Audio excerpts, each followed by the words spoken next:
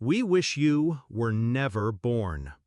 The words dropped heavy across the room, louder than the clinking glasses and polite laughter of the party. Everyone froze. My parents stood tall, smiling faintly, like they'd rehearsed the line. And me? I stood taller. "If that is what you wish," I said, my voice steady, "then consider me as if I never existed." I set my glass down, walked out, and didn't look back. 30 minutes later, 21 missed calls. Panic, desperation, regret. But by then, the damage was already in motion. I grew up in a house where love was conditional. My achievements, never enough. My failures, amplified, paraded, punished. Dad's words were always sharp, surgical. Mom's were worse, soft, venomous, designed to sink in. But I stayed, because children always hope. We hope they'll notice us, protect us, love us. We wait for crumbs, mistaking them for meals. It took me years to see the truth. I was never their child. I was their project, their disappointment, their excuse. The shift came when I found the documents. They'd siphoned money from accounts in my name, loans, debt, even my scholarship fund, cashed out without my signature. I confronted them once. They laughed. "Family shares everything," Dad said. "Stop being ungrateful," Mom added. That night, I stopped being their child. I became their reckoning. The party was my stage. Their audience, friends, business partners, the community they craved approval from. When they humiliated me in front of everyone, I didn't break. I played my line, walked out, and waited. Because I'd already set the trap. For months, I'd been gathering evidence. Bank statements, forged signatures, emails they thought they'd deleted. Every secret neatly cataloged. And the final piece? The silent partners in their business. Investors who had no idea their money was being laundered through shell accounts in my name. I gave it all to the right hands. Prosecutors, journalists, whistleblowers eager to tear down the perfect couple. All it needed was timing. And the party was perfect.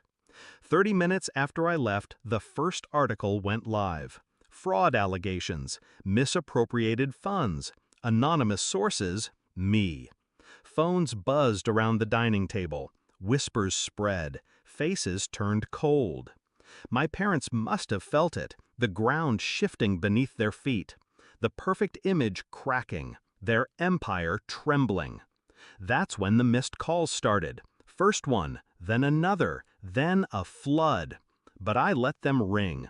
Because ghosts don't answer phones. By morning, the story had grown teeth. Accounts frozen, investigations launched. Their so-called friends vanished like smoke. At noon, police cars idled in front of the house. Neighbors peeked through curtains. Reporters gathered on the lawn.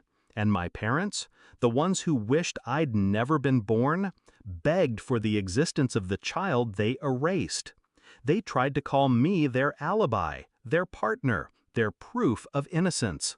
But remember, I didn't exist. The confrontation came in court. I sat in the back row, silent, while prosecutors presented the evidence. My evidence. Dad's face was stone, jaw clenched, sweat at his temple. Mom's hands trembled as the exhibits stacked higher.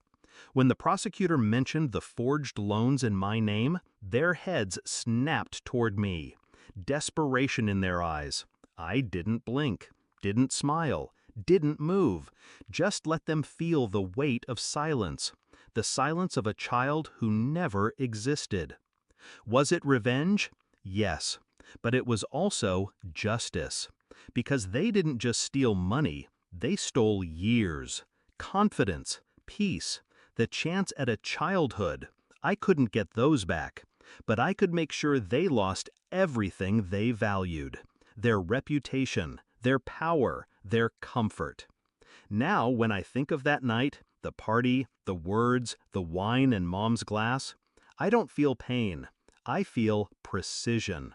They declared me non-existent, and I delivered.